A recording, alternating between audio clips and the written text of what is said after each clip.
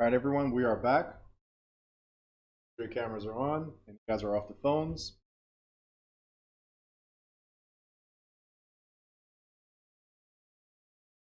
Cameras on, please.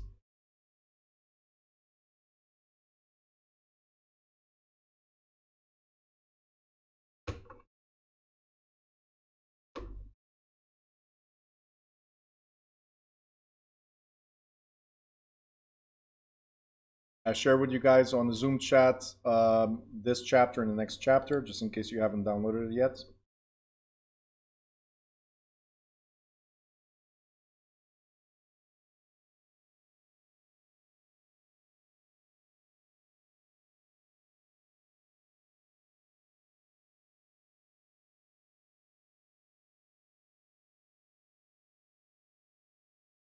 I think I had a question here. Hold on a second. So sufferance is when you have another tenant that was scheduled to have the property. Carly, no, sufferance is could be for several reasons. Sufferance, tenancy at sufferance could be because you're not paying the rent, so I'm suffering. Tenancy at sufferance could be because you said you were going to leave, right? And you haven't left. So the tenancy at sufferance simply means you've breached our agreement somehow, right? The best example, the usual example is non-payment, or the period of time ended, and maybe already, because you never talked to me about renewing, maybe I already found somebody else to move in. So it's expected to move in at the time that you were expected to move out. Sometimes that could be the reason. Okay.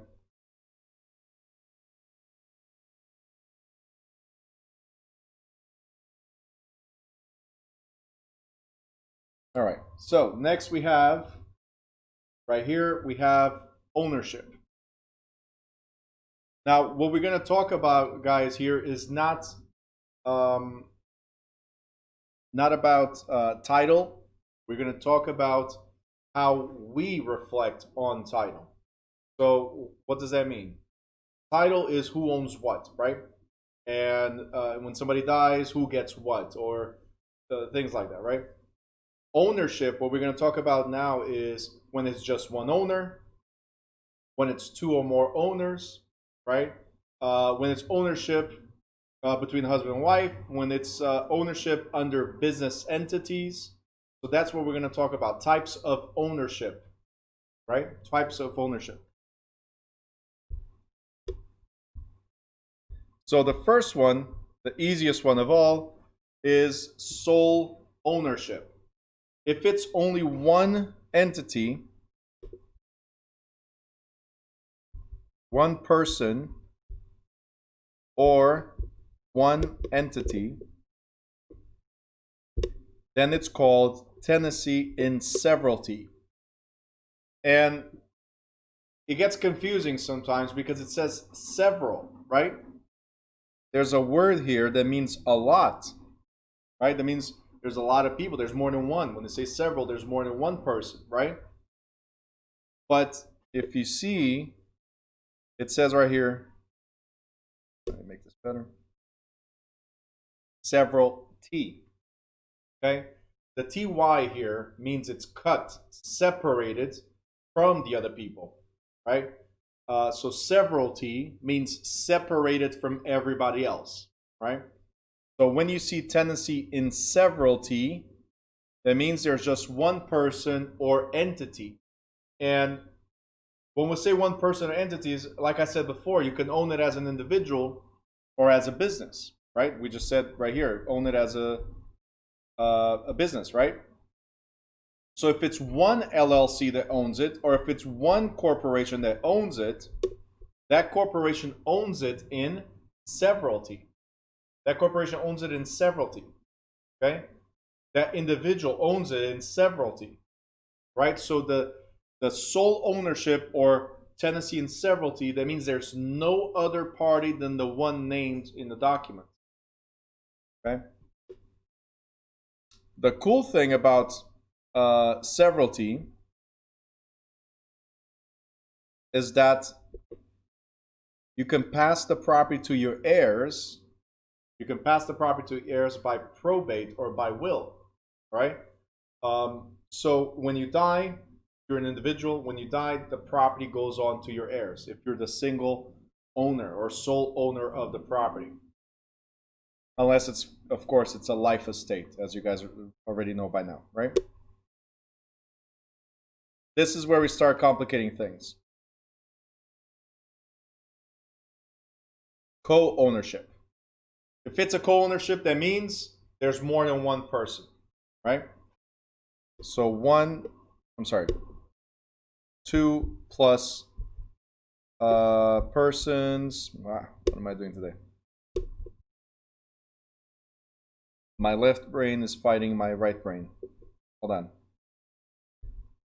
So two or more persons or entities.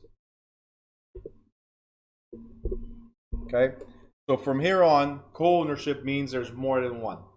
So when there's two people or more, it's a co-ownership. So I can own the property. Let's see, who am I going to own the property? With Joe. Joe, I own property with you. Okay? Now we have to define the type of ownership we have. If we don't, then usually we're considered TICs, which are tenants in common. TICs, tenants in common. We could define it as a joint tenancy. I'll explain the difference between these two in a second. But Joe and I, we owned property as either TICs or chosen JT, right?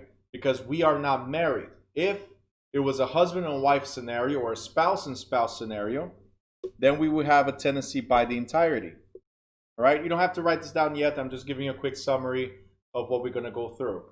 So in these two, tenancy in common and joint tenancy, these are for individuals not married or for corporations.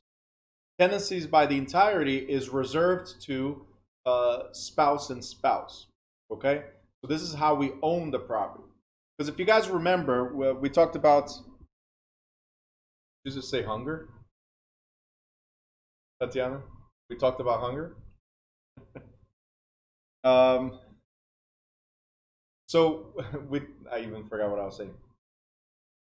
Completely left field, like hunger. Have a Snickers bar. So we talked about before dower and courtesy, right? And in certain states, dower and courtesy is for all the properties that are owned, and you can sell the property as long as your spouse signs, right? But what about if you're in a state that no longer acknowledges dower and courtesy? Well, then the other scenario is if husband and wife acquire the property together, then they're tenancy by the entirety. So again, they own it as a whole, as I explained in the previous chapter. Okay. Then there's community property, which we'll talk about, and tenancy in partnership. All right. So going to the next page, we have tenants in common. And you're going to put 2 plus not married. 2 plus not married. Okay? That means, again, 2 or more people not married to each other, they will own it as tenants in common.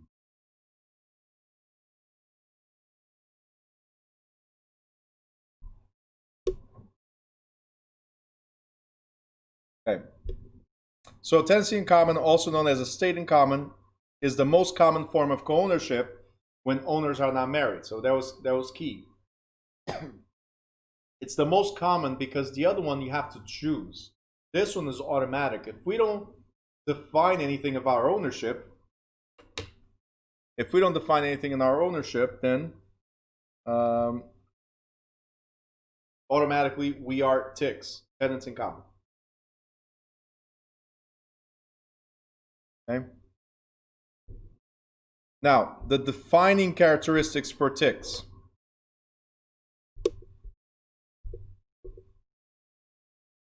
Like I said, 2 or more owners. Can I unzoom?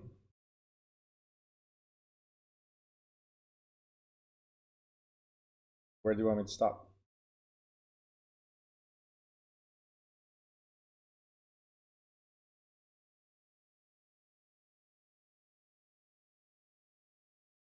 Katya, where do you want me to stop? Oh, okay. Too much?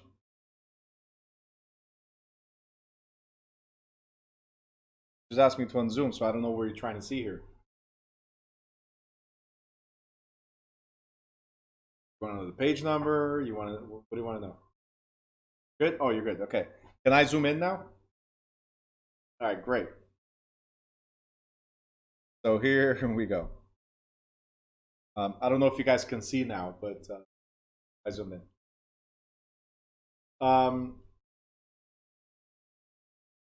Page 40, chapter 4.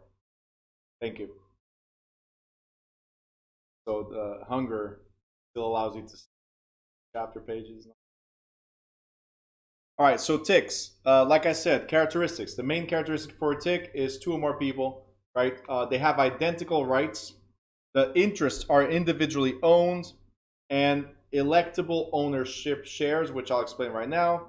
There's no survivorship, which I'll explain later, and no unity of time, which also I'll explain later. So, electable shares, that means I can own 50-50 or 40-60 or 70-30, whatever scenario we want. We can choose how much I own in the property, what percentage of ownership I have in the property. That's one of the things that distinguish a tick from a JT, which is the next one we're going to talk about. So in the state exam, when you see something that says, hey, John owns, John owns 70%, while Adam has 30% ownership in the property, automatically, this is a tick. Okay? If they have unequal shares,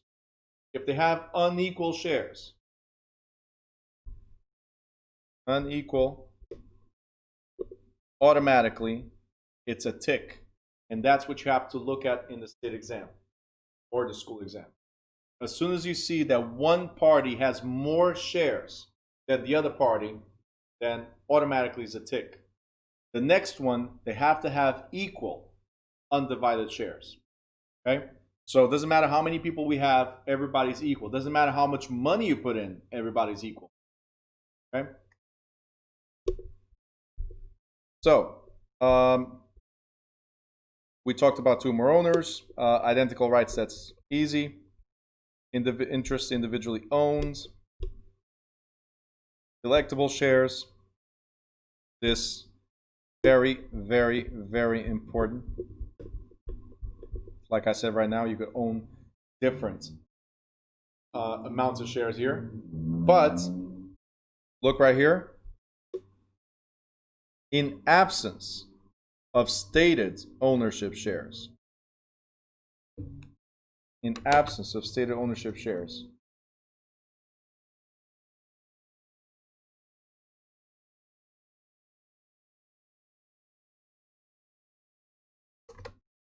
Okay? Very important. It is assumed that each has a share equal to that of the others. So if we did not state, very important, if I did not say, hey, I have 90% ownership, you have 10% ownership, if we did not say this, then automatically we have 50-50. You guys understand?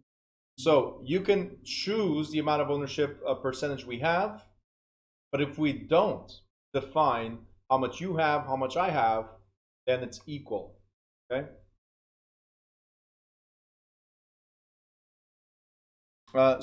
So here's the thing about the title of the property. The deed, not the title. The deed is like your operating agreement for a partnership. So the deed defines your shares. If you don't have anything there written that, hey, we own 80% for this owner and 20% for this owner, if it does not state anything, then that deed automatically defaults to be owned equally. It will not say 50-50. You'll just say, these are the owners. So you guys now have to fight amongst yourselves. But the deed says equal ownership, pretty much. You got it? All right. There's no right of survivorship. So what is survivorship? The next one we're going to talk about, which is a JT, means just like a legal life estate, if the husband dies, the wife acquires automatically, right? If the wife dies, the husband acquires automatically. The survivorship, when it comes to two or more people not married to each other, the survivorship is we made an agreement that if you die first, I get your shares. We're not married. So remember when Joe and I bought property together? All right, so when Joe dies, and by the way, you guys will know from now on, I never die, and you guys always die first. So that's the examples, and we're not changing that. Never did. So for 4 years, 5 years now, teaching the same course, I never die, right? But it's a very easy explanation. If you guys look at me, there's no way I'm alive. Very pale, very transparent. I could be in any of those vampire movies and nobody could tell. So survivorship, that means when Joe dies, sorry Patricia, when he dies, right? Or maybe you'll be happy, I'm not sure, but one of them. When he dies, what happens is I automatically acquire his shares. Automatically. Just like in the dower and courtesy for the husband and wife, automatically. Right? You guys understand? So that's what a right of survivorship is. But in a tick, there's no survivorship. So what does this mean? It means that if Joe dies, his shares go to whom? To his heirs. That's the difference. Shares go to heirs. Okay? In a tick, shares go to heirs. Gotta remember that.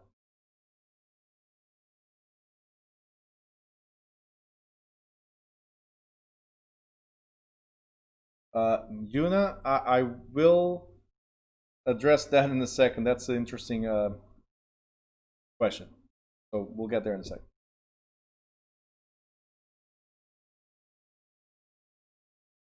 All right. You guys got it? In the tick, right?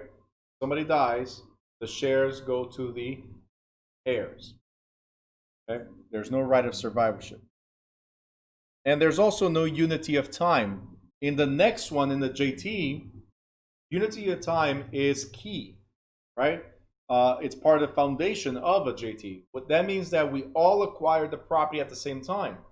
See, Joe and I purchased a property, right? But if we decide to bring Chaz in, right? So we got an extra person. Well, now it's A, B, and then we got C in, right? Chaz came in. You guys understand so far? It's an additional person, but he came after. See, in a tick, it's not a requirement that we are there all at the same time, at the time of purchase, at the time we sign the deed. There's no requirement for that. In a tick, I can buy myself and then add Joe, and then Joe and I decide to add another person as we go, right? A tick has no unity of time, so it's not necessary to acquire the interests at the same time. Not necessary to acquire the interests at the same time. Okay?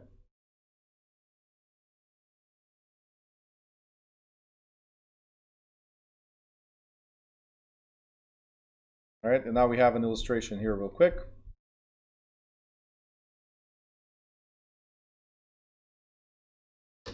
So in this case, let me address now Yuna's question is if we have a two-family property, that's what you're saying?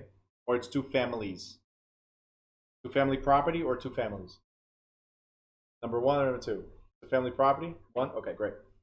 So if you have a two-family property, and there's wives and husbands, right? But just three names in the title.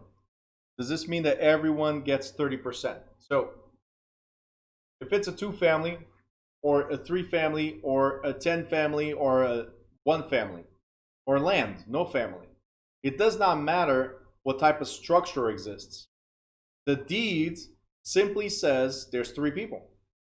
If there's three people and we did not say, for instance here, as you can see, we did not say that A gets 20, B gets 30, and C gets 50. If we did not stipulate that, That means that everybody gets 1/3. So 33.33333, right? So 1/3 of the shares. You understand, Yuna? So if nothing is defined, it's 1/3 because it's 3 people. If we defined it, then it would be something like this. It would be the 20% or 30% or 50% as it was elected here in this example. Okay? Now, if you notice, C decided to sell to 2 parties, D and E. This did not affect A's shares, which were 20%. It did not affect B's shares, which were 30%. But because C sold his shares to 2 parties, right? One of them now has, right here, 40%. And the other one now has 10%. So now this property is divided into 4 persons, right? A, B, C. I'm sorry, A, B, D, and E, because C is out of it now, right? A, B, D, and E. And we have 20%, 30, 40, and 10%. Shares are divided. Got it? Okay. If the transfer was upon the death of the owner, like I said, in a tick, you can assign your shares to your heirs. So you can put it in the will. You can put in the will that upon your death, your heirs will get the property. In this case, A died, right? A died, and whoever A is, willed it to D and E. So which shares did D and E receive? Well, A's shares. A owns 20%, right? A owned 20%. So B's shares are intact, and C's shares are intact. D and E own 10% each. You guys got it? So now we have, like the previous example, we have 4 people. This one was on a sale, right? And this one was based on a death. So the thing about ticks is that it could get so diluted, right? As you can see here, the ownership can get diluted. Like we have, in this case, let's say we kept on with the example above. We would have here 10%, right? 10% for another party. So we're going to call this actually A to be easy. And C is no longer there. Left 40% to J. So now we got more people. If J decides to sell his shares, right? J is out of this, right? So now we have more diluted. Like we keep on cutting this into pieces and pieces and pieces and pieces. So eventually we can have 100 people that own the same property. That's one of the problems with ticks, right? That's why JT usually is a better option. JT is where we have the right of survivorship. So the heirs don't get involved, and we know exactly what we're doing with the property. All right, hold on. Chaz has a question here. Does majority shareholder have the most say in what happens, or this is only for once it's sold? So, great question, and here's one of the things I want you guys to know about owning property together.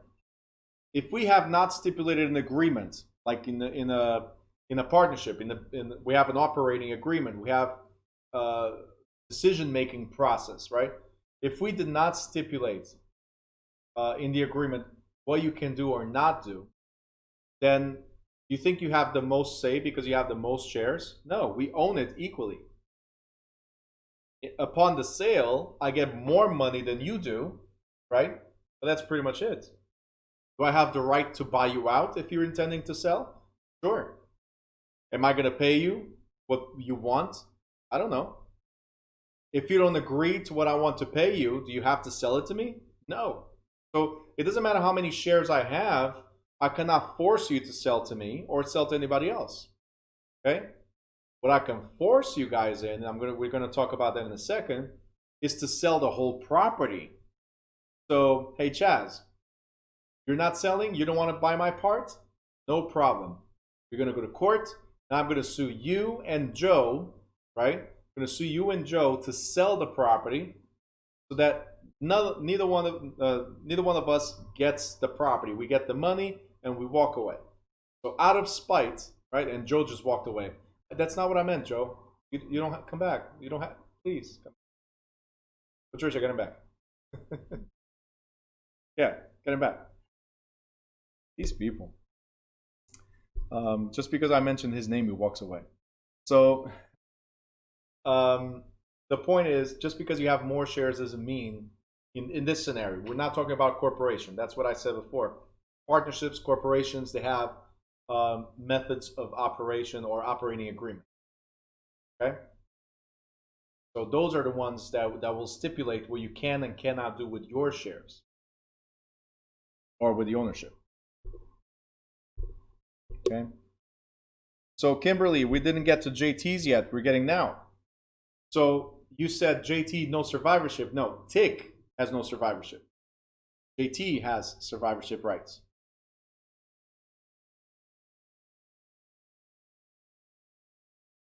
Okay, Yuna, the answer is the same. So instead of being 30%, it will be 25% each, if nothing is stipulated. Okay? Okay. So the husband and wife scenario does not apply when it's husband and wife and husband and wife. Technically, it's 4 people. Okay? Do you have any questions?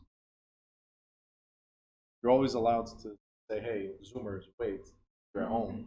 I'm right here. All right. All right, so JT. Okay, not Justin Timberlake, it's joint tenancy. Okay? But JT is the one that comes with the right of survivorship.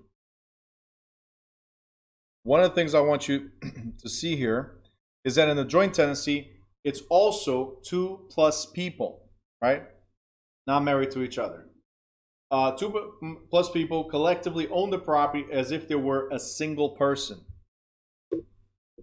So collectively, as if you were a single person.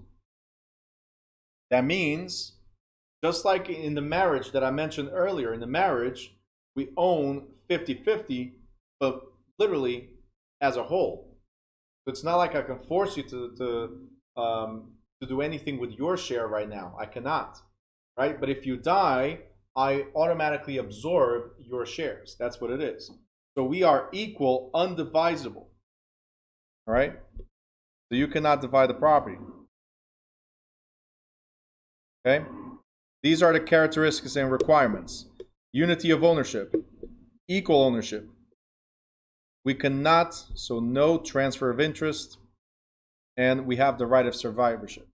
So I'm going to explain better all these. But as a JT, you cannot transfer the joint tenancy interest. Can we sell to somebody else? Yes.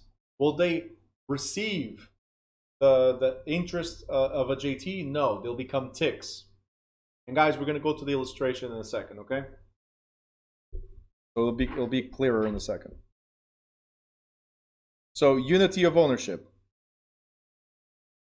We are on page 42 of chapter 4. Okay, 42. Make sure everybody's there so we don't lose each other right now.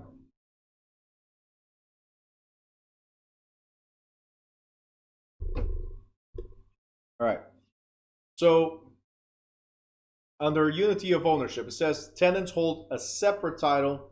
Tenants in common hold a separate title to their individual interests. That's a tick.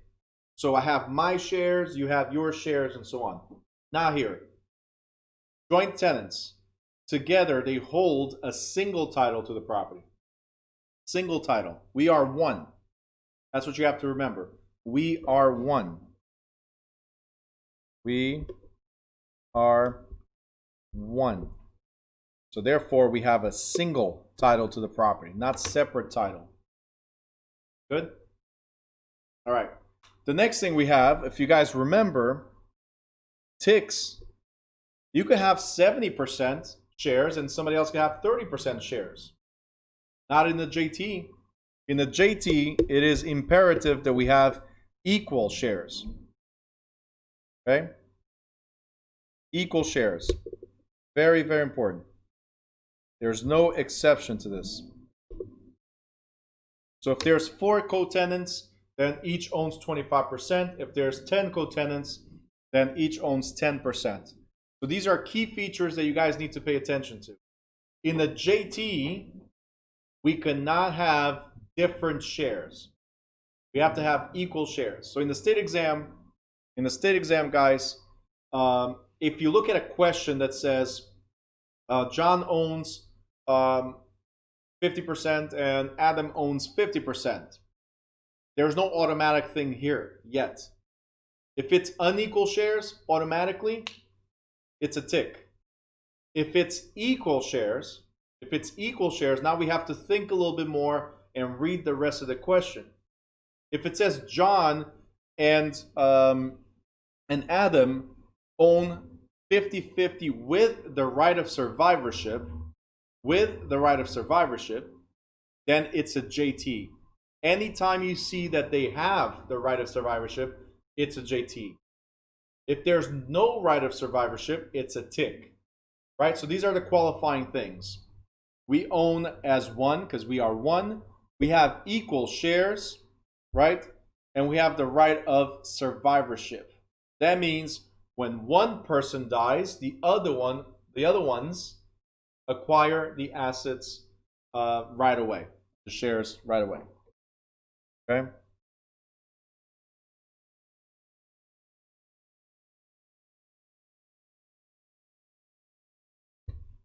All right?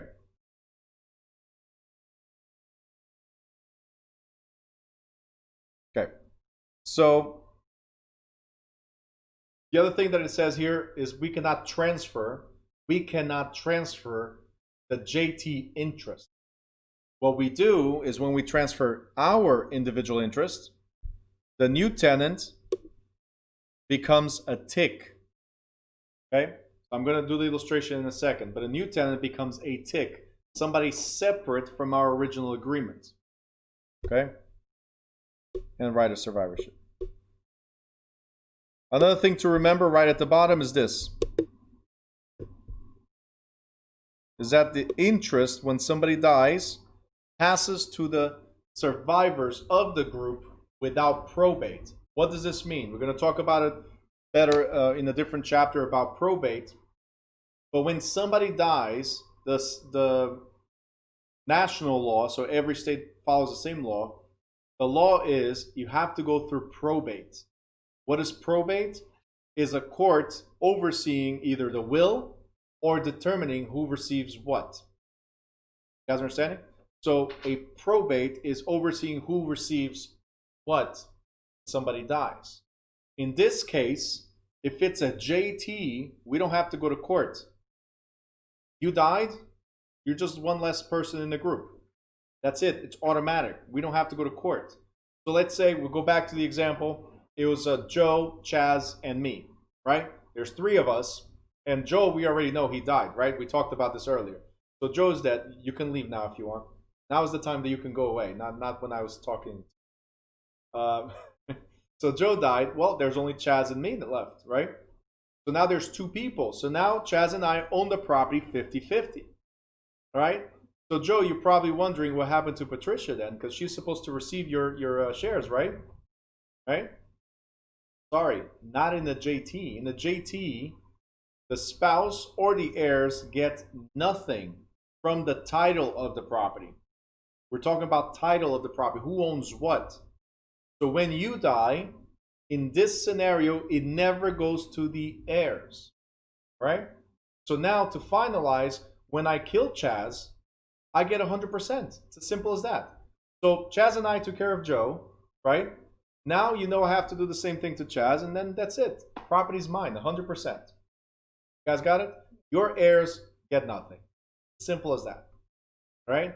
Now, this is a business decision. I'll tell you why real quick.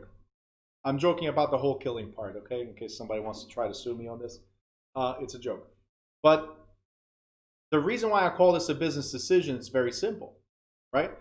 Right now, there's 45 people here, plus me, 46 people here in the session, right? So, if let's say in the scenario, let's say all of us are part of the deal. So we bought a 100-unit apartment building between all of us. We have 100 units, and we decided to go as JTs. Why? Because if you're here, that means you are, to some extent, an entrepreneur or a business person.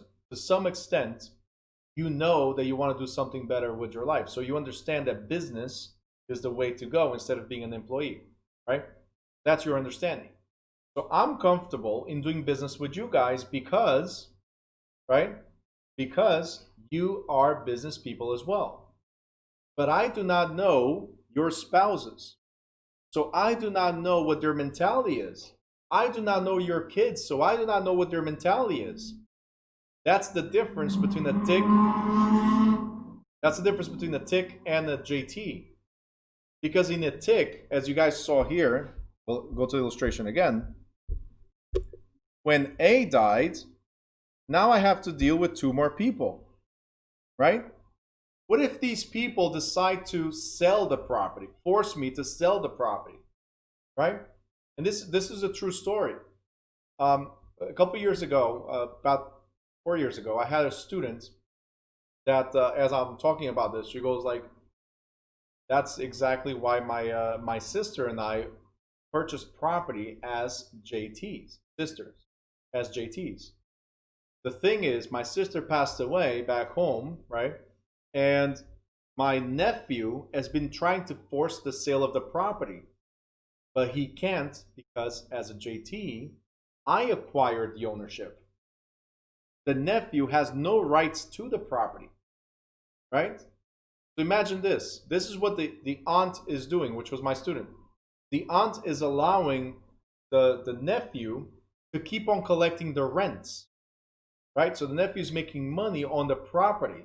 If the nephew, which is like 18 or 19 years old at the time, if the nephew sells the property now, he'll make what? $100,000, let's say? How far will $100,000 go with an 18-year-old or a 19-year-old? Do you understand what I'm trying to say? So the idea between of this type of ownership of JT is, I'm not telling you that your kids will not or your spouses will not receive money in the JT. It all depends on our agreement. I can say, hey, title comes to me, but I still give your spouse X amount of dollars or your kids X amount of dollars every month, or a percentage of what we make every month. Does that make sense? We can still make that agreement. But as far as title, I don't want anybody to force me to sell the property. Does that make sense, guys? That's the biggest difference between a tick and a JT. A tick is more an emotional decision. Hey, you want to buy a house? Let's go. Let's get it done. We don't even think about the process later on. A JT is like, hey, I know you, you know me, we're in business. Our spouses, our kids, I have no idea. So let's create an arrangement where if you die first, right, I'll still contribute towards your family. If I die first, you still contribute towards my family. Or we'll do life insurance on each other or whatever it might be. It's more like a business decision. It's not just, hey, there's an opportunity, let's go buy a house. You guys got it? Thumbs up if you got this. Great, because a lot of people ask me, why would somebody do this? Carly, can you explain transfer of interest again? Yes, I'm going to explain now. I didn't want to go into too much detail until I get to the illustrations. So this is the interest you have with a JT. We own equally 1/3, okay? Equally 1/3. If C decides to sell to D to another party, right?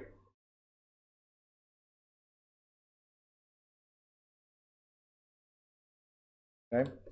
If C decides to sell to another party, then sorry, I just have to check here something real quick.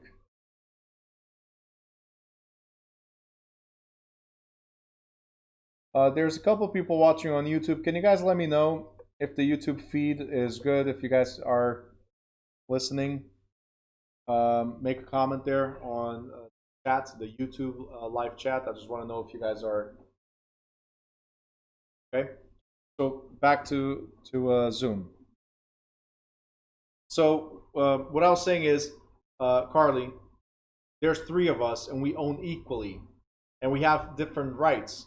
The right to have everything equal, the right to be indivisible, the right of survivorship, and so on. Right. So we have certain rights. All right, Carisha, thank you. Appreciate that. So we have certain rights that are unique to a JT. They're unique to a JT. If C decides to sell to somebody else, that somebody else does not have the same rights. That somebody else, D right here, this guy is a tick.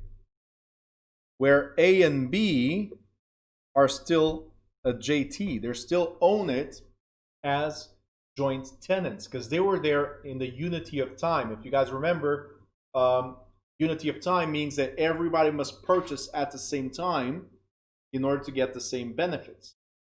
So the transfer that you were asking me about, the transfer of interest, is simply I cannot transfer the JT interest to somebody else. That somebody else will always be separate from the originals. Okay? So in this example, if, let's go here. In this example, if D dies, then the shares go to the heirs. Because D is a tick. It's somebody that came after. It was not part of the original deal. A and B are part of the original deal. So if A dies, because B will never die, I already told you guys that. So if A dies, then I acquire and become, right? Become the owner of the majority of the shares. Does that make sense? I get 2/3 of the shares because A died. They were the originals. So the right of survivorship stayed with the JT. It's just one less person in the original group, which is A and B. Okay? C is out of it. A and B stayed. And that's what we have here. When somebody dies, right? When somebody dies, automatically is one less person in the group. When somebody sells, the new person is a tick. They don't have this right of survivorship.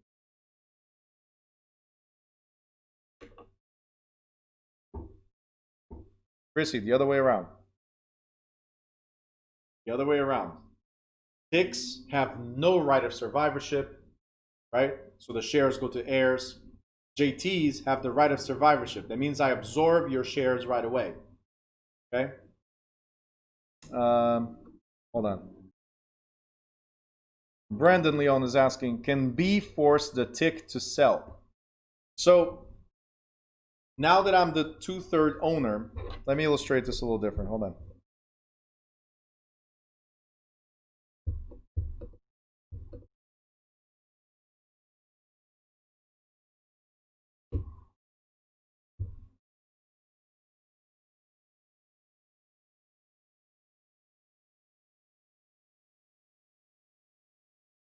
Okay.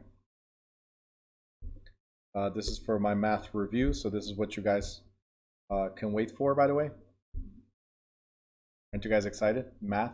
This is the last day, so don't worry about it. We still have a long way to go. Robin is like, yeah. Math. I love it. All right, so here's what we got. Let's assume that this represents 100% ownership, okay? If we have A over here by himself or herself, then this is called what? If it's one person, it's called what? You guys should know by now.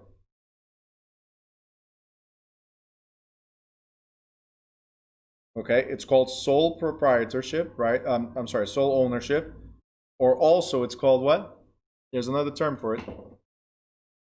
Tenancy in severalty. Very good. So tenancy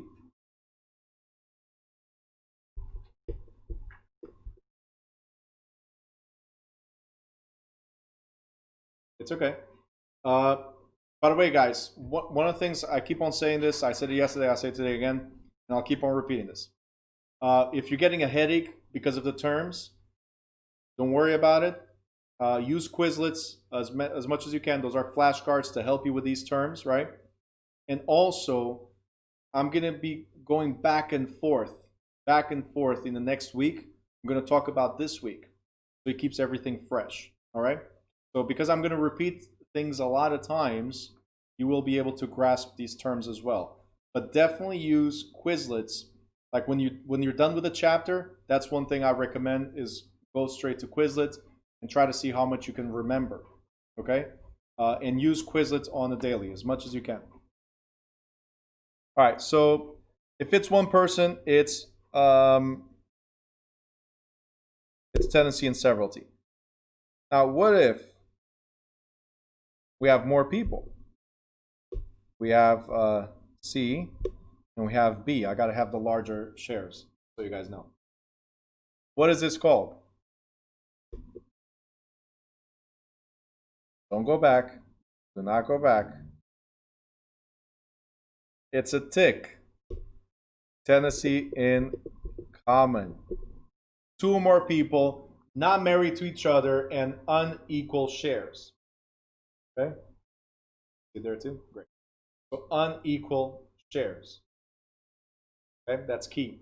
If it said equal shares, if it showed 1/3 each, it would still be tenants in common if I did not talk about the right of survivorship. Remember that. Okay? So now I'm going to take the separation away.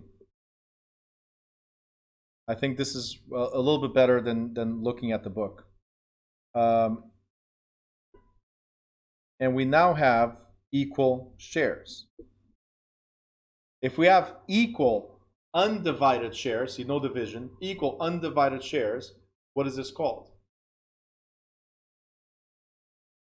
Equal undivided shares. It's now called a JT. So joint tenancy. Okay, very good. Now, here's where I want to clarify things. Let's say C, sorry, Chaz, C dies, right? I could have said Calvin, but it was easier to say Chaz at this moment. So C dies. And I don't want to kill iCarly because she was asking questions. So she keeps this going. So now if you notice, there's just two people. Automatically, we absorbed it, right? And Anthony, so Chaz is happy, he doesn't die alone. Anthony, I just killed you. You don't have to look at him, he's dead. So Chaz is like, see, you got it too. I'll see you in heaven. That's what he just did. So now it's just me. I'm 100% owner. You guys understand? In a joint tenancy, this happens automatically. At this point, okay, I'm the sole owner, so I'm a tenant in severalty. Only the last person can, if I die, only the last person can leave it to the heirs. Only the survivor of the group can leave it to the heirs. Whoever's the last person. Okay? Carly, I'm going to get to that one in a second. I'll give you those examples in a second. Okay? I will explain all that. Okay? So you guys got this. Right? If it's a JT, survivor, until there's only one survivor, and that person can leave it to the heirs, and it becomes a tenancy in severalty. Only one owner. So correct, Brandon, right here. Yep. All right, so let's erase this. Actually, let me go back.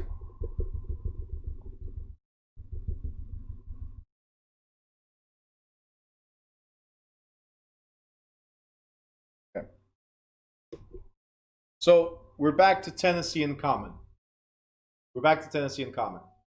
In a tick or tenancy in common, if C dies, right? So Chaz, you died. The shares go automatically to heirs. If A dies, the shares go automatically to heirs. If I die, shares go automatically to heirs. So in a tick, we own shares individually. So we can pass it along to our heirs. Right? So that one is clear. We got that, right? Let me go back again. And we're going to go to a JT.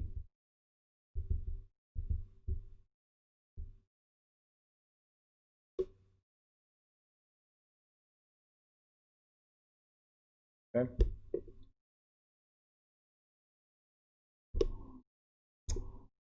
Oh, what did I do? Sorry, guys.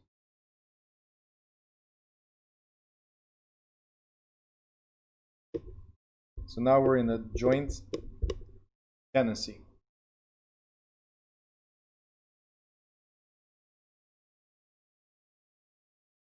Chrissy, you keep on getting them confused. It's the other way around. Keep on getting them confused. The other way around. All right. So let's talk about joint tenancy. Right. This is where they absorb automatically or become the owner automatically until the last survivor. Let's say C decided to sell the shares. Technically, they had 1/3. So let's assume this is 1/3. And C is out of the picture, and they sold it to D. All right. Here's what I want you to look at versus what the book shows you. Did you notice that A and B have no division here? No separation? Because A and B are still a JT, where D is a tick with the JT. All right? So D is an outsider. Let's call it like that. D is the outsider. The JT is between A and B, the insiders, right? If A dies, because there's no other survivor of the group other than B, then JT ceases to exist. And now this becomes, because there's two people not married to each other, holding title, right? It becomes a tenancy in common. So to answer the questions that you guys were asking, what if D dies? Well, again, because now this is a tenancy in common, if D dies, it goes to the heirs. Never goes to B. Well, what if B dies? Because B was a JT. Well, it goes to heirs. Because B was the survivor of the original group. Okay? B was a survivor of the original group. Okay? So D can never absorb B's shares, ever. Because he's an outsider from the original group. We're going to talk about the 4 unities to owning property as a JT, right? Because D is an outsider. They came after. Automatically, they will become a tick. Okay? So if A and B died, then D has sole ownership. No.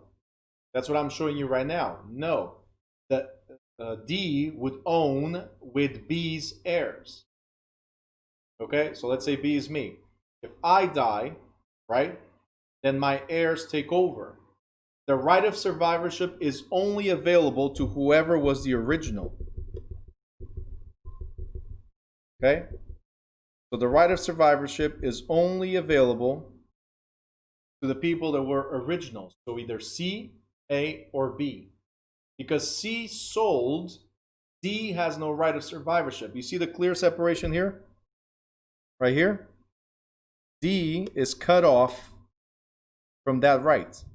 D can never absorb the interests of A or B. So if A dies, okay, if A dies, it's just, sorry, one less person in the original group. A, B, and C originally. C is out of it. A just died. Survivor is B. If B dies, the heirs take over. If D dies, heirs take over their own shares. That's it. Okay, Brandon is asking,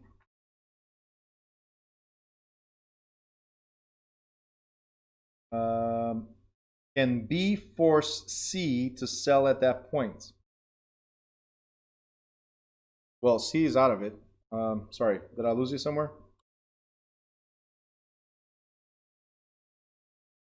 C is no longer here. Oh, D. So at this point, the only thing we can do, and we're going to talk about that, is partition. I can force the whole building to be sold. I cannot force D to sell his interest, but I can force the whole building to be sold. It's called a partition lawsuit. Harley's asking, what if B has no heirs? Well, the way it works, if I have no heirs in the will or no heirs stated by law, then my shares will go to auction. State law would take over. We'll go to auction. At that point, D might be able, by default, might be able to acquire the shares. That's a lot of, you know, it's a weird thing to happen, right? It probably will never happen.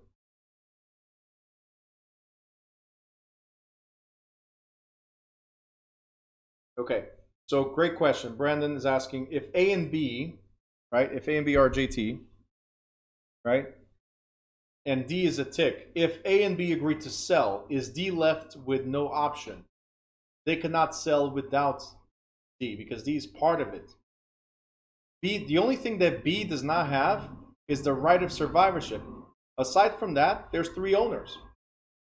A and B own it as one, and then there's D. So there's three owners. One cannot force the other one to sell unless it's a lawsuit.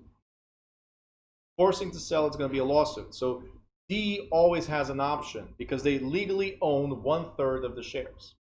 Okay, there's no bullying like, hey, I'm going to force you to sell because I have the majority of the shares. No, I have to take you to court. Okay? You guys good so far? Crazy stuff, right? You good? Yeah? All right. So, to create a joint tenancy in the next page, very, very important to create a joint tenancy. All owners, so to be called a JT, all owners must acquire the property at the same time, use the same deed, and acquire equal interests and share equal rights in possession. This is referred to as the four unities. When somebody asks you the question, what are the four unities? Well, the unities are time, title, interest, and possession. Janice just wrote to tip, right? That's stuttering. You can stutter, not making fun of stutters, okay? But you can stutter a little bit to say to tip. It's time, title, interest, and possession. These are the four unities. For a JT to exist, we have to acquire at the same time through the same deed, right? With the same interest and possession. That means we are equal in four ways. Equal in four ways. Okay, so we have to be equal. Very important.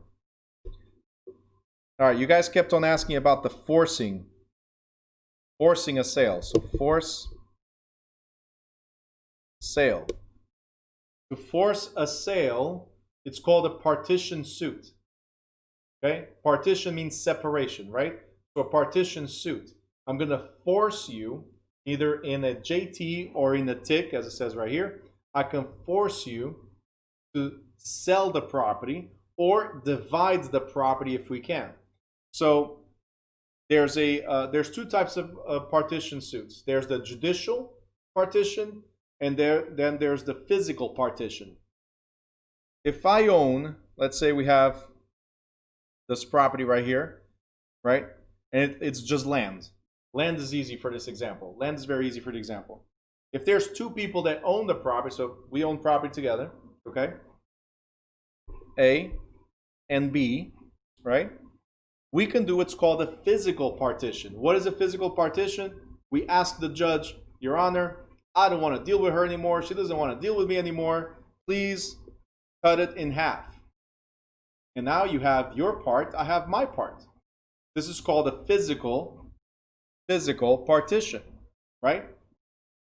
But if we cannot do that, then we have to, let's say it's a two-family. So in the example that Yuna brought before, right? If it's a two-family, how can I tell her, hey, it's a two-family, you get the first floor, I get the second? Well, then who gets the basement? Who gets the attic? Who gets the common areas? So it becomes a little bit more complicated. At this point, the judge will say, well, sell the property and you split the money. That's called a judicial partition. So this is a physical partition.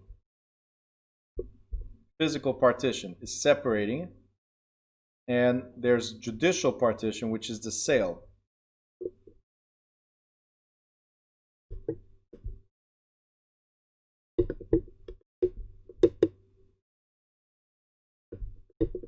Okay? When the court orders the property to be sold, is because we cannot physically separate it. So judicial partition.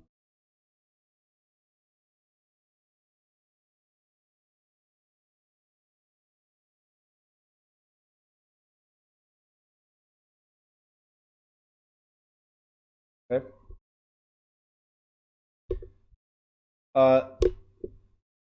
Next one.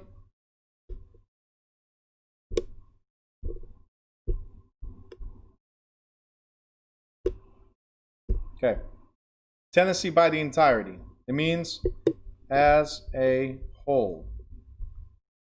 So we own it as a whole. We're one. There's two of us, but we're one. In marriage, if we bought property together, we bought it as one. Okay, so tenancy by the entirety is between husband and wife. Okay. The advantage of this is that it works very similarly to a joint tenancy.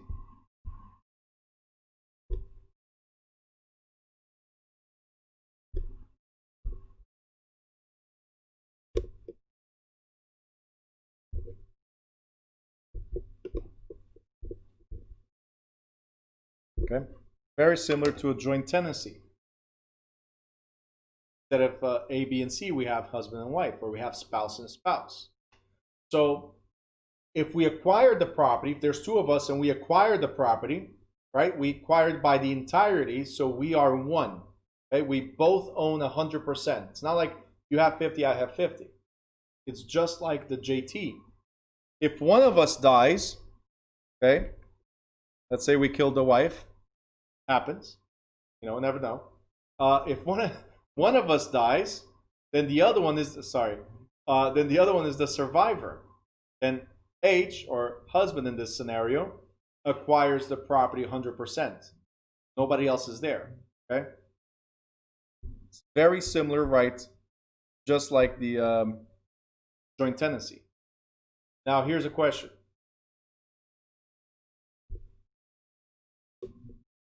We divorced. Okay, we divorced, and in the agreement we left it 50-50. So husband, wife, 50-50. And now to make the wives happy, because I saw the like, why did you kill the wife? Okay, so sorry guys, I'm gonna kill the husband for a second. Okay, so husband dies. Who gets the shares now? Let me know in the chat. Who gets the shares? So before, when the wife died, right? When the wife died, husband acquired the shares automatically, right? So now the husband dies, who gets the shares? You said the wife? Okay, some people are saying wife, some people are saying heirs. That's the key. They are divorced. They are divorced. So this is the ex-wife. Being the ex-wife, guys, you need to pay attention to what I say. I'm going to tell you right now why. If you don't pay attention to the details, you will fail the exam. It's the fact that they're divorced. So the shares go to the heirs. That's it. Okay? So whoever's in the will, or if there's no will, it's whatever the state law says for descent and distribution. Okay?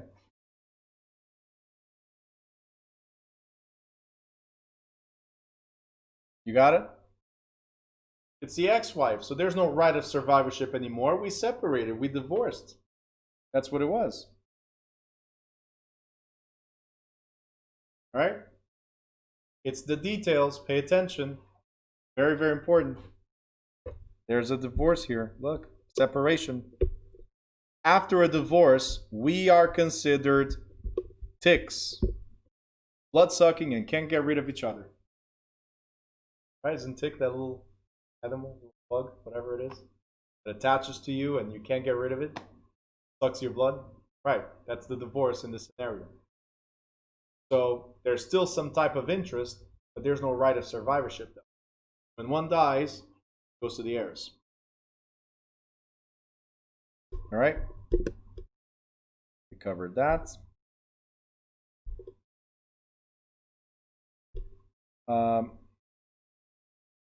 There's something called estates in trust. So there's something called a living trust. I'm going to briefly go over this. Not very important for a state exam. But there's estates in trust, which either a living trust or a land trust. So every time there's a trust, there's a trustor, trustee, and a beneficiary.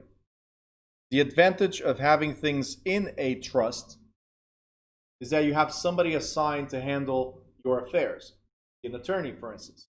That means that when somebody buys a property and puts it into a trust, the trustee pretty much is the one that's named in the deed, in the title and everything.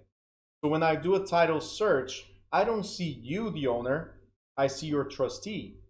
I see whoever this person was that you assigned, so the attorney. If there's a lawsuit, they need to contact the attorney, not the individual, right? So that's the advantage of owning in a trust. And you become what's called the beneficiary of the trust. So the trustor is the person that creates the trust and says to the other party, hey, here's the deed to the house, right? I'm the beneficiary of the trust. The trust owns the house.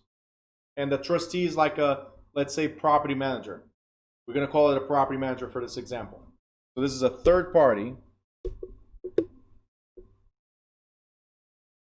that manages the title and the affairs of the property.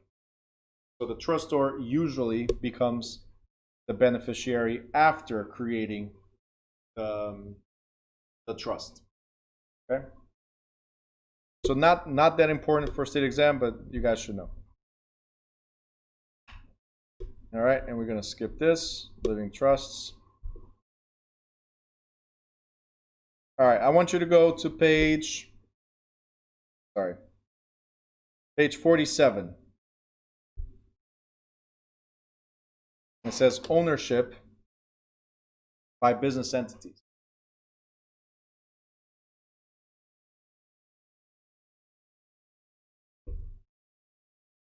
So until now, we've been talking about owning as an individual or owning as two individuals. Now we're going to talk about owning it as a business, right? Owning it as a business. And we can own it as a corp, partnership, or an LLC. Okay? So as a business. Corporation, that means you're incorporated. Partnership could be limited partnership, could be general partnership. I don't like that one that much because there's no protection. I'll explain that in a second. And then there's LLC, which is a hybrid of these two. It gives you the facility or the ease of maintenance of a partnership, but the protection of a corporation. All right? So what I want you guys to write here, let me take these out. What I want you guys to write here in front of corporation and LLC, okay? I want you to write legal shield. Okay, legal shield. Only for these two. Legal shield. A partnership has no legal shield. Okay? So no protection. I'm going to explain that in a second.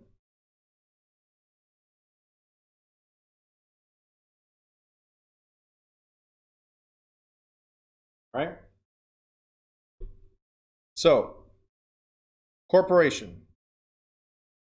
A corporation is a legal entity, and this legal entity is owned by stockholders. Okay?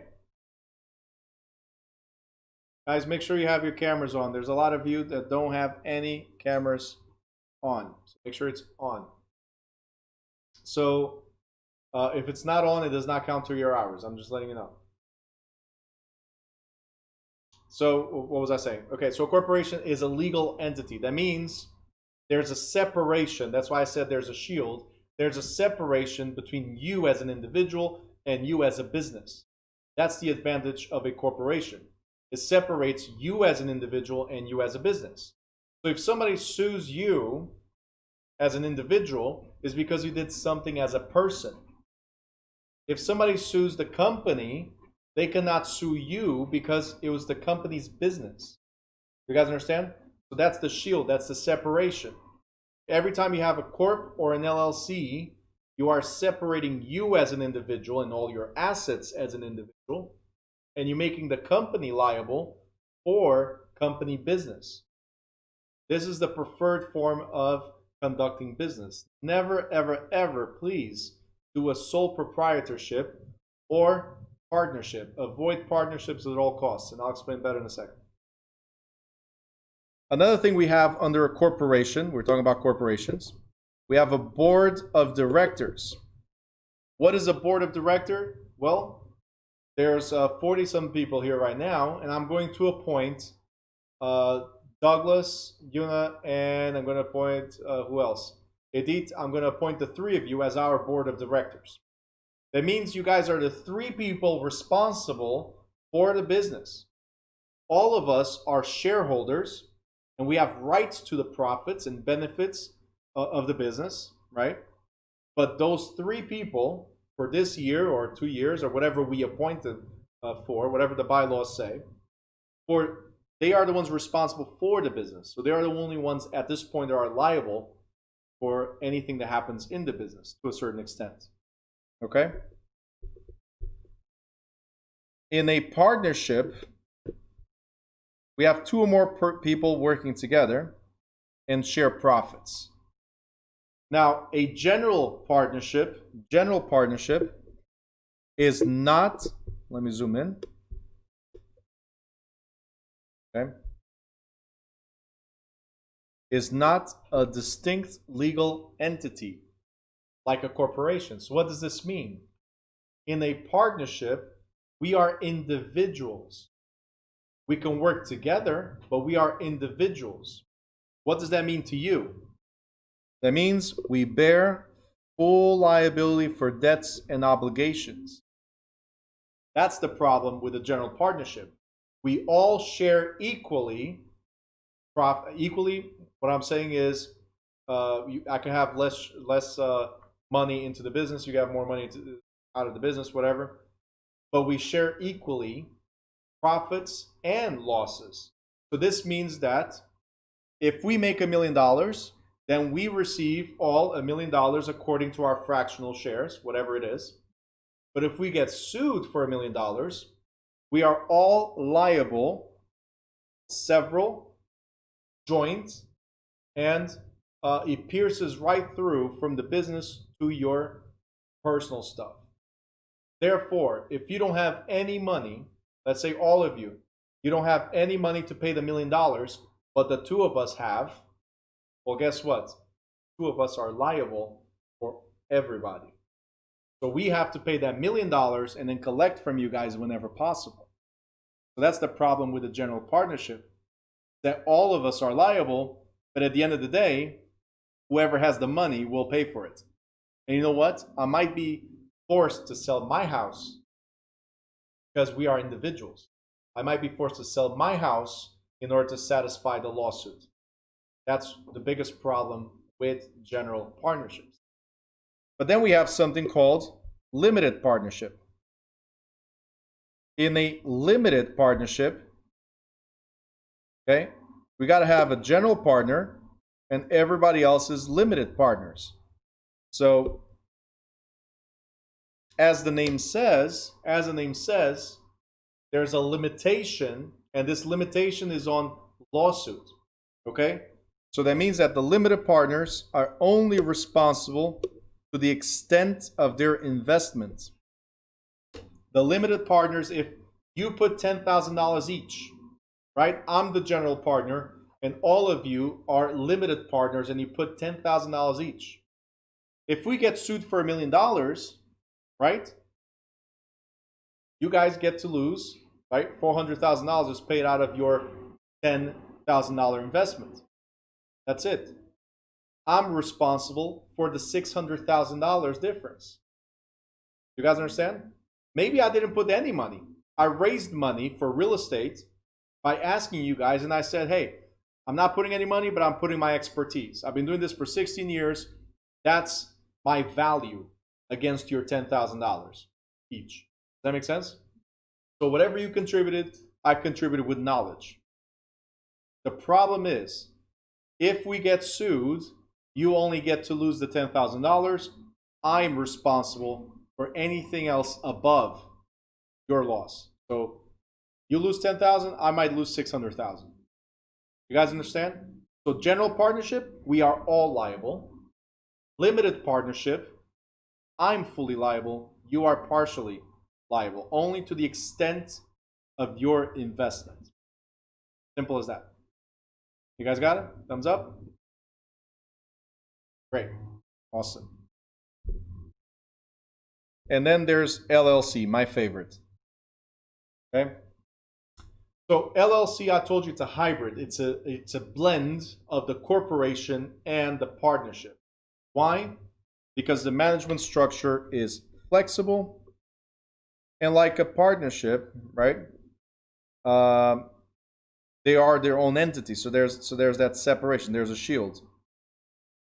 The other advantage is this.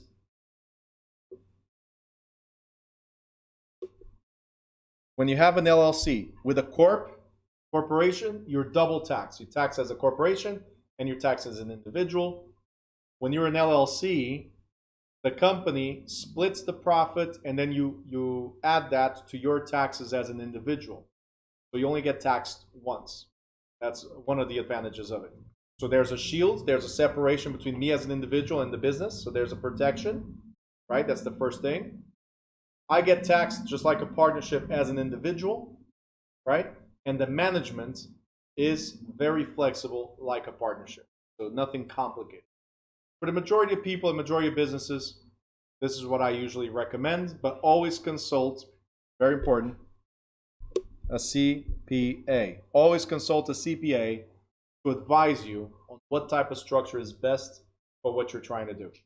All right? But LLC is definitely my favorite.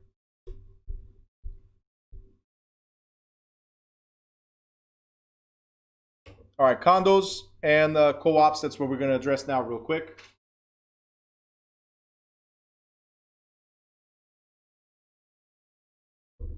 All right, Anna has a question, so before I move forward, go ahead. Not another Anna. This Anna is very quiet. She's like, I'll just listen. LLC is a hybrid of corp and partnership. That's the question. The answer is hybrid it's a mix in terms of benefits. It mixes the benefits between the corp and partnership. All right. Condos. So a condominium is also a form of ownership. The thing is that it's a shared ownership to some extent, right? Because there's common areas shared, right?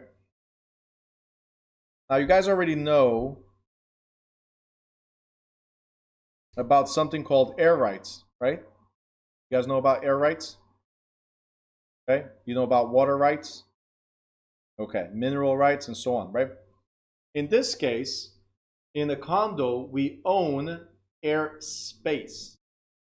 Why air space? I'm going to make it simple for you. Go right into the figure. This is a condominium. I own unit number 1 here on top. But unfortunately, I only own the unit from the paint inwards. So technically, I own the air inside. I can put furniture, but I cannot destroy the walls, and I might not be able to change the outside of the building at all, depending on what the bylaws say. Okay? Now, I own my airspace. There's 9 people in this example that own airspace right here. Sorry. And then we have the common areas. We have a garage, if you guys see. We have a garage. We have a pool. We have the parking space and the driveway, which we all share and pay for in monthly fees. Right? So that's the HOA fees. Okay? You guys good on this? All right. So I'm going to send to you guys right now a PDF, right? And I'll share it with you as well. But I'll send to you guys right now a PDF which summarizes condos and co-ops. So I'm going to go really fast at this because there's only a few things you really, really need to remember. One of them is you own airspace. Number 2, you own your individual units. You own your individual units. In the next one, in the co-ops, we do not own the units. We own stock. So that's why you want to have the difference between these. Okay. Another thing is, if this neighbor right here stops paying the mortgage, well, we have our own individual units. So number 5 right here does not affect our ownership. I pay for my own taxes, my own insurance, right? My own mortgage. Everything is on me for my units. So if unit number 5 decided not to pay taxes or not to pay insurance, they lose that unit. I don't lose anything. With a co-op, it's a little different. Okay, I'll come right back to this. With a co-op is a little different. In a co-op, I'll come right back so you don't have to flip pages. In a co-op, what we have is a certificate for all of the building. So what this means is, if enough people here stop paying, let's say number 5 stops paying, 6 stops paying, 9 stops paying, now there's not enough money to pay for taxes, insurance, mortgage, maintenance, whatever it might be, right? If there's not enough money to pay for taxes or mortgage, well, they can come and take the whole building away. There's a big difference between co-ops and condos. Condos, you own your unit. Condominiums, you own your unit. Co-ops, you own a stock certificate. All right?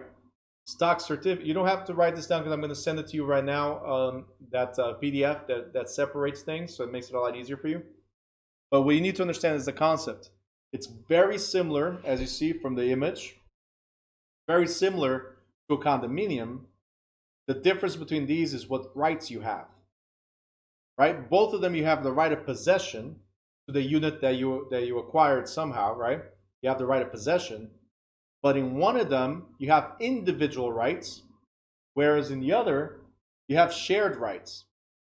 This is high risk right here, because you know about yourself, but we don't know about the other people. Okay? So that's the biggest difference between these. So to summarize, and I'll send it to you right now. To summarize, unit owners, so we're back to page 49. In a condo,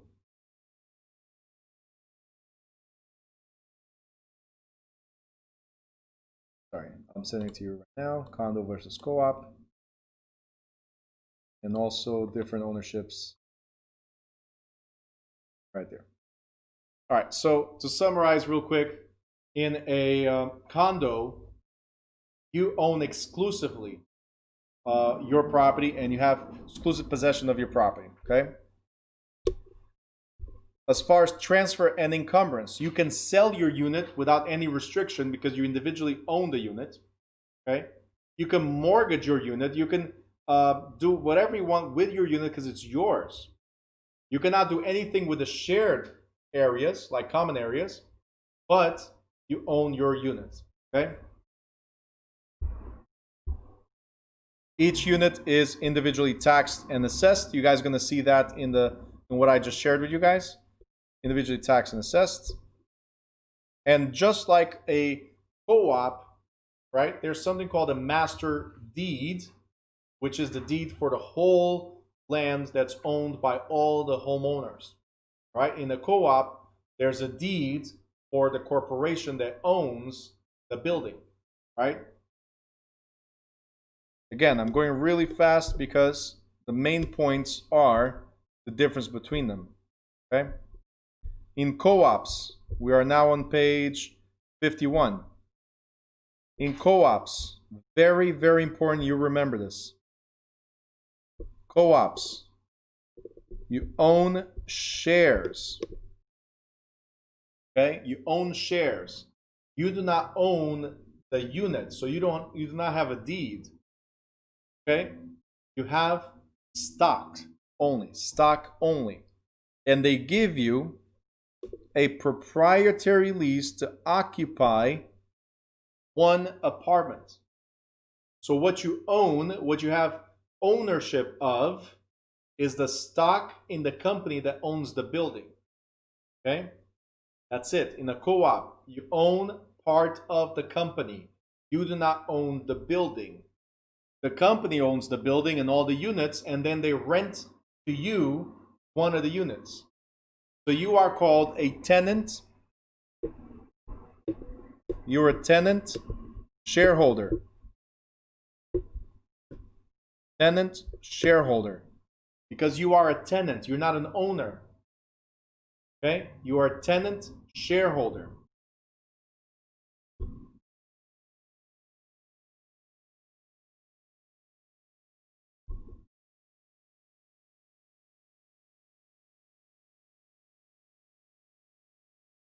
All right?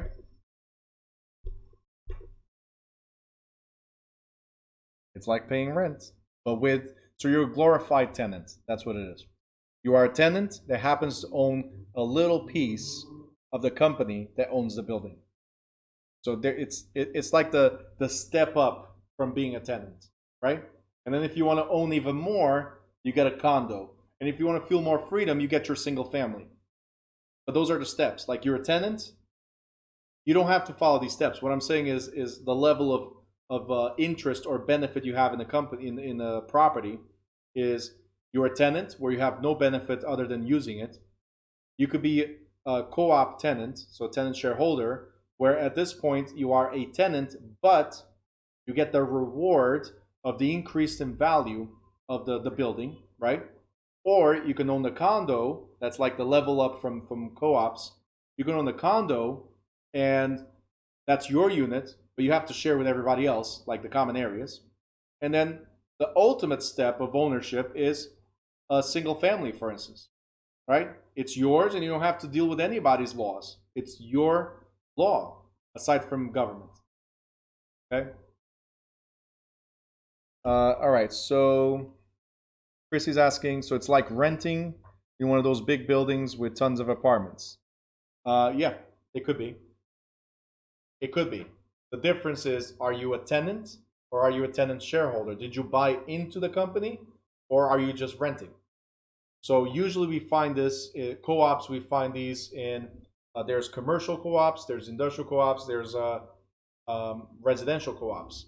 But you usually find these in areas with 10 or more units. So yes, it could be one of those big buildings that you're renting from. But the difference again is, did you buy stock? Did you buy into the company? Okay. So on page 52, these are the rights. We just went over this. You're a shareholder. You're not an owner. We just covered this. You have a proprietary lease that allows you to occupy the unit. Okay. If you don't pay, this is what you need to remember. If you don't pay, you could lose the entire property. That means that even the people that paid on time could suffer because some people stopped paying. And that's why in a co-op there has to be a very good management. Just like a landlord. The board of directors is like your landlord. They're going to look at you and say, hey, you're not paying.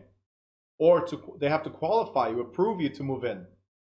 So if you don't have a certain type of credit score, a certain type of reserves, a certain type of income, you might not be able to get into a co-op. In a condo, it's just the bank. If the bank says you can buy, you can buy. In a co-op, you have the bank for the financing, and you have the board of directors approving you to be a tenant of that building, right? To make sure that this does not happen. It'll be crazy, right? You're paying on time every month, and then all of a sudden, property foreclosed because your neighbors stop paying. That's the crazy part of a co-op. Okay. All right, and then we have, real quick, we have time scams. Okay. So, what is a timeshare?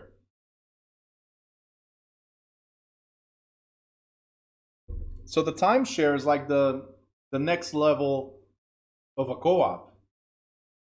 Is where we're sharing a building, but it gets even crazier. You're sharing one unit for 1 week. You can buy more weeks, you can buy more rights into it, but technically it's what it is. They sell you a unit for that 1 week. So that's your vacation spot for a week. Now, Anthony just wrote scam. For a lot of people, it is. Because, like Antar wrote, it's what they sell us in Vegas. That's what they sell you everywhere. Try to go to Disney World. I have a friend of mine that will pop in front of you because that's what he does down there. He'll pop in front of you and go like, hey, welcome to Orlando and to Disney World. Would you like to get free tickets? That's how they catch you. Because if you're like me, I'm Portuguese, right? If you're like me, you hear the word free and you block everything else out. If it's free, it's definitely for me. So I heard free and I'm going, right? And by the way, guys, I attend every single timeshare seminar, every single one of them. You know why? Because I get free tickets, free food. Sometimes they even give me cash. And while I'm there, they give me coffee too. And they, to sweeten up a little bit more, they go like, look, if you have to come back, you have to come back. No worries. So tomorrow there's coffee again. Tomorrow there's lunch again, whatever it is. I'm like, sure. That's why I came on vacation, so I have free food. I always go to all of them. I just have to be strong enough to say no and make sure my wife is not there. Happened in Vegas. This happened in Vegas. We're sitting at champagne and all. There you go. They pressure you, says Kimberly. But this literally happened in Vegas, where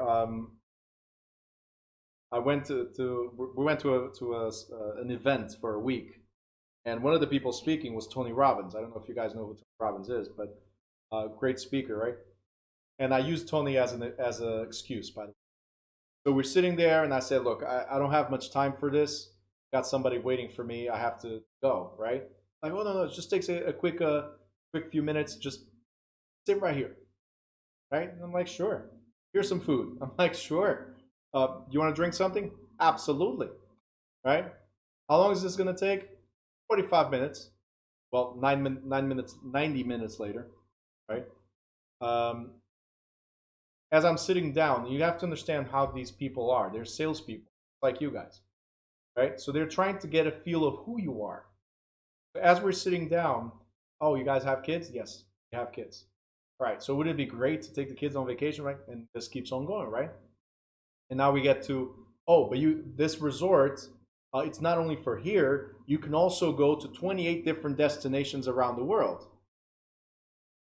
Yeah, I was keeping my poker face.